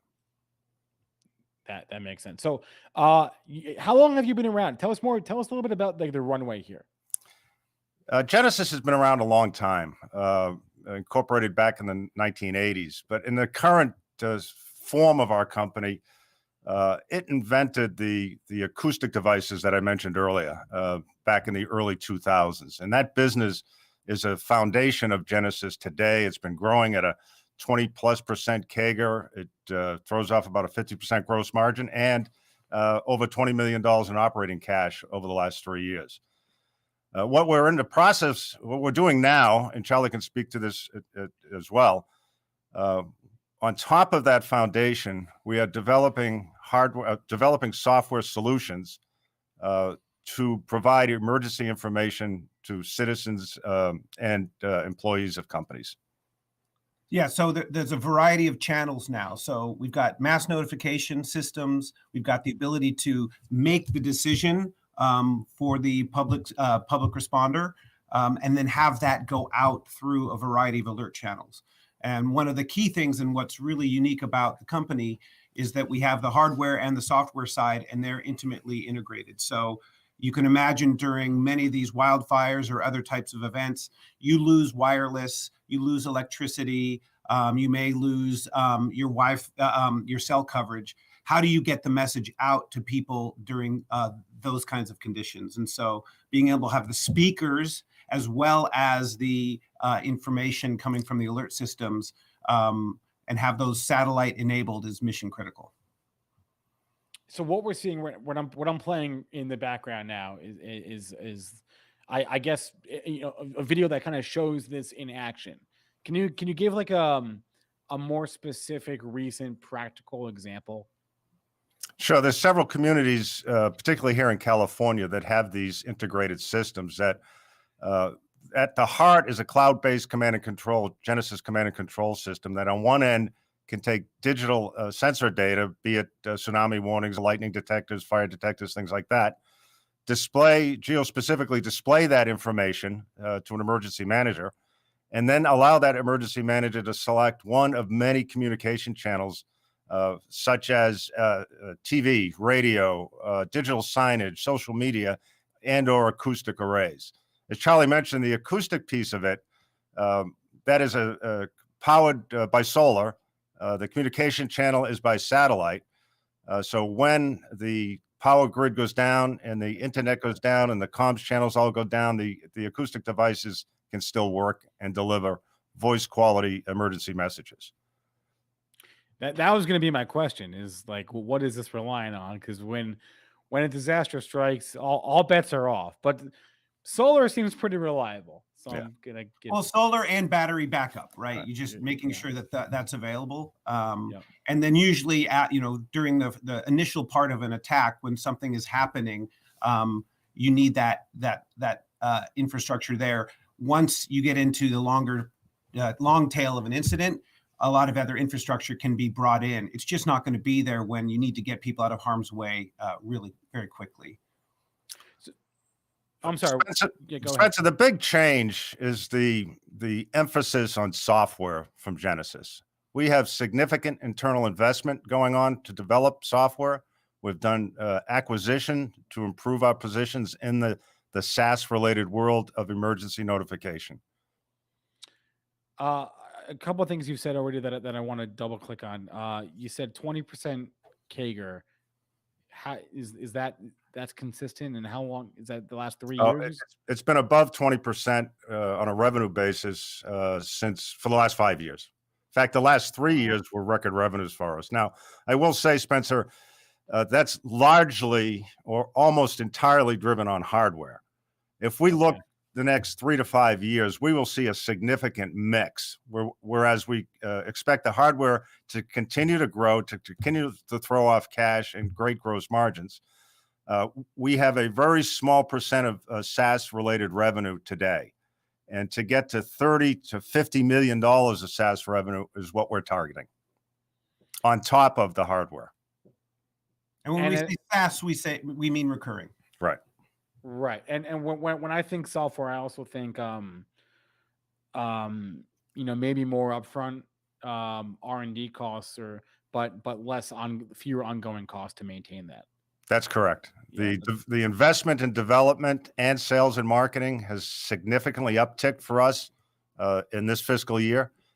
And the development and the sales and marketing efforts are paying off this year, but more importantly in the outer years. What does your coverage look like? Like where is Genasys? Obviously, it depends on the contracts that you sign, but even like more specific, can you talk more about the coverage? Because we got a question from the chat here about how you cover rural areas. Can you just talk more about the coverage there? Sure. I'll talk about it in 3 different venues. First, from a national perspective, whole countries. We provide the emergency communication, geospecific communication in the country of Australia, and have done that since 2013. In the state of California, Charlie, you should probably take it from there on the number of coverage of people. Yeah, in the state of California, we're to the point now where we have almost half of the counties, most of the Bay Area, Northern California, parts of Southern California that are on the platform. And it's been used in some of the largest wildfires of the last couple of years as well. So we're seeing a lot of growth in California, and we're starting to move into other states as well. And we're seeing international sales starting to uptick as well. So what's really interesting is that we've got a base in California that's growing incredibly fast, and that's where the wildfires are, and that's kind of where a lot of that focus has been. But we're seeing, because of a lot of the changes in the climate and other areas, we're seeing growth in unfortunately in flooding, in hurricanes, in tornadoes. We hear about hazardous material spills. All of these things require this kind of support. And so we're seeing a lot of interest across the U.S. and internationally. And more specifically, Spencer, the people in the state of California covered by Genasys software a year ago measured about 2 million. Today, that's about 10 million. So we see that curve growing sharply in the right direction. That's a pretty big year-over-year increase. And when it comes to partnering with governments, state, local, federal, how does that work? Are you like are they licensing your your software, or they're just paying to use it, or is there some sort of I guess like what goes into those partnerships? Well, we see the tools as collaboration tools and creating communities both within the public and within the actual public safety agencies. So the agencies themselves, there's usually kind of an overarching agency that will purchase the software, pay us an annual subscription fee, and they will get certain aspects of the software. They can always upgrade and add additional features or tool sets to that software. And then through a variety of processes that we have, we help enable them to do training, collaboration, exercises, drills. So they're always, in a sense, on the software, and they're using it with their neighboring counties and with multiple jurisdictions. These large incidents like wildfires, hazardous materials, they do not know geographic boundaries. And so we can't have a single system that's only working in town 1 and a completely different system that's working in town 2. It makes coordination incredibly difficult.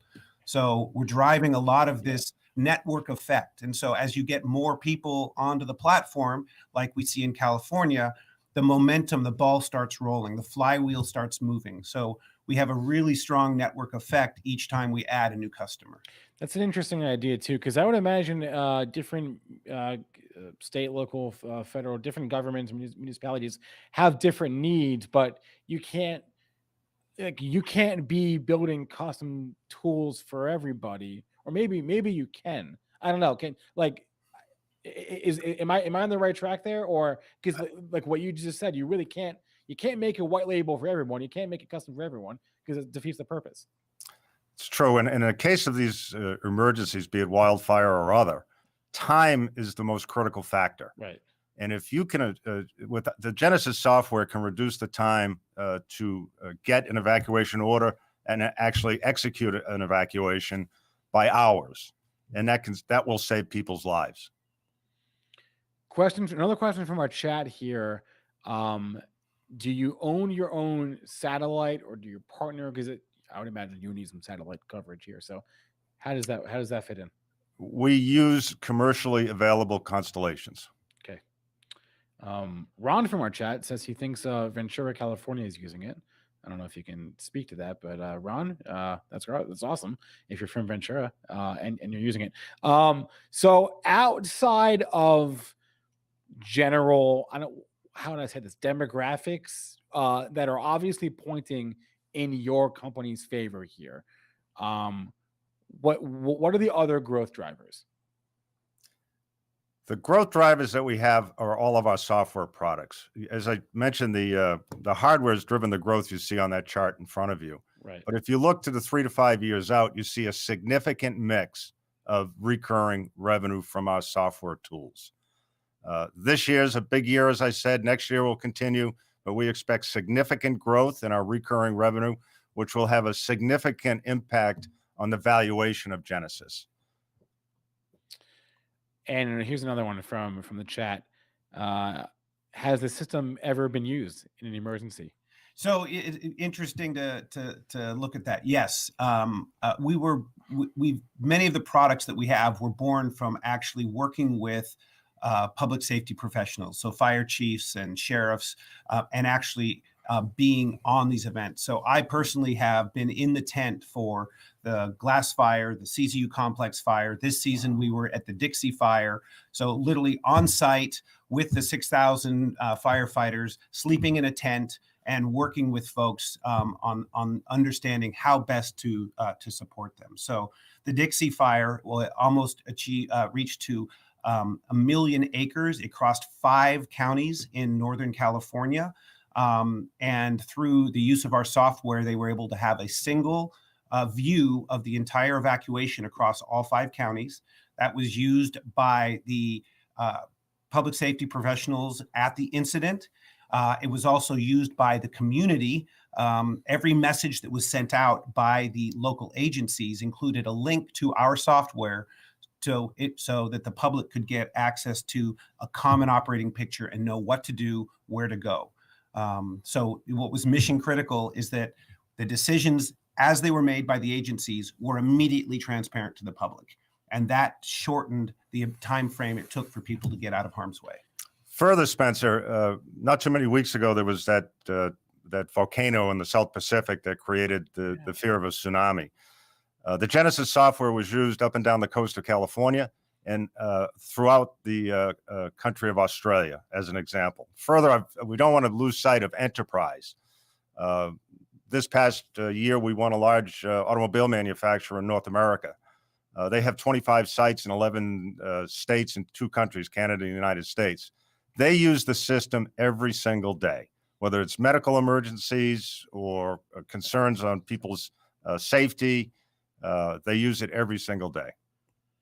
That's an interesting opportunity too, because there's a gajillion, and that's a technical term. There's a gajillion private businesses out there that have large footprints, and they're spread out across territories and countries and states that would require some coordination on that front. So that's interesting. At the end of the day, when we're talking about Genasys, whether it's the Zone Haven or the news platform, what does Genasys have that isn't already out there? We enjoy a position from a hardware perspective as the de facto supplier of those acoustic devices. Okay. Secondly, from a evacuation, planning, execution, and repopulation, we have the only software platform that can do that. And in addition to that, adding the communication channels that Genasys has with the Zone Haven type software is a unique offering. Yeah, this is incredibly interesting to me as a business and an idea. One, because unfortunately, right, as you said, right, the world is becoming a more and more dangerous place, and just in terms of natural disasters, it seems like, and there's more, and we're also more connected, and the technology enables the desire that we have to need to know things in an emergency when things are going down, and that, as unfortunate as all of that is, seems to be a tailwind for your company. So that's why this is very exciting for me. An interesting statistic, out of the top 20 recorded history, top 20 largest wildfires in California, 12 of them happened in the last 5 years, right? So there is a real change that we're seeing. And it's not unique to California. I mean, New Year's Eve, a horrific fire in Boulder, Colorado, which took out 1,000 homes within one day. Yeah, wow. I don't know how specific you can get in terms of your enterprise business. You mentioned the automobile manufacturer. There was a question in the chat about amusement parks. Maybe if you can name companies, great. But if you can't, what other like verticals or private businesses? Spencer, the best way to look at that is any place where there's a large gathering of people, there is therefore a need for information. Right. And whether it's an amusement park, whether it's an automobile manufacturer, whether it's a city, a town, a county, a stadium. A stadium, yeah, very good stadium. We've announced recently a couple of stadium wins here in the United States. Okay. But think about it, wherever there's a large group of people, then there's a need for accurate and timely safety information. Sure. But in terms of your presence there, can you just give like a high level, the types of, I mean, like what is verticals? Sure. Yeah. Well, the towns, the cities, the states, so the government side for sure. Automobile manufacturers, stadiums, professional sports teams, governments, parliaments, veterans administrations, universities, colleges, and I'm sure I'm leaving several out. But again, I go back to any situation where large groupings of people would be. Yeah. This is really interesting. Richard Danforth is the CEO, and Charlie Crocker is the GM of SaaS products at Genasys. As I said, this is an incredibly interesting system. The ticker, by the way, is GNSS. If you want to learn more about that, but guys, it has been a pleasure to talk to you today. Is there anything that I didn't cover that you wanted to get out there? Spencer, I don't think so. Charlie? Ultimately, I just want to say, Zonehaven was brought into this company. It was a company that I had founded, and we came here because of the alerting and because of the hardware. And bringing those three things together creates a unique offering that no one else can bring to market. And so I'm super excited to be able to drive the SaaS revenue business and to use the hardware as a driving platform for us. One more I just thought of, because as Charlie mentioned, Zonehaven was brought in. Is there more M&A on the horizon, Richard? We're always looking. We're opportunistic when it comes to M&A. And a quick story about Zonehaven and Genasys. We were prosecuting a city in California separately, and we're selling to the same people. It was the customer in Berkeley that said, "Hey, have you guys ever heard of Zonehaven?" And to Zonehaven, "Hey, have you guys ever heard of Genasys?" We got together, and it was a no-brainer for us. The capabilities of Genasys, the capabilities of Zonehaven, brought together, are a unique and decidedly competitive offering for the world that we compete in. Awesome, Richard, Charlie. It's been a pleasure to speak with you today. I am very curious to see. I imagine I will see your name in the wild amidst news events, and I don't want to say I'm looking forward to it, because I'm not looking forward to another wildfire. But I will be curious to track you guys and see how often your name pops up when things of that nature occur. So it has been a pleasure to chat with you today. I've learned a ton about this company. Richard, Charlie, thank you so much for coming on All Access today. All right. Perfect. Thank you. Good to see you, Spencer. All righty. Bye-bye. All right, guys, that's going to be a wrap for All Access. Another successful show in the books. I do have to hop because I have to go get ready for Benzinga Live, which is starting in 15 minutes. So a few things before we go. Number one, gravel. Smash that like button. I appreciate that. And hey, you know what? Not just the like. You want to subscribe to our YouTube channel? Click the subscribe button. You want to become a member? We have a membership program available. It gives you access to exclusive emojis and badges, and it makes your name all shiny green when you comment in the chat. We'll be adding more perks along the way. So you just click that join button on our YouTube page to become a member of Benzinga's YouTube. We're going to also be bundling that up with some other products here at Benzinga. So check that out. You want some Benzinga swag? Swag.benzinga.com. What else can I plug? I mentioned our events already. I mentioned Benzinga Pro already. All the stuff. All the Benzinga stuff, guys. Okay. Once again, today's show is sponsored by Ticker. Ticker is revolutionizing the way everyday investors are rewarded for brand loyalty by connecting consumers with perks for the brands that they own. Yes, you heard it. Get perks for owning a stock. Let's play that Ticker video one more time.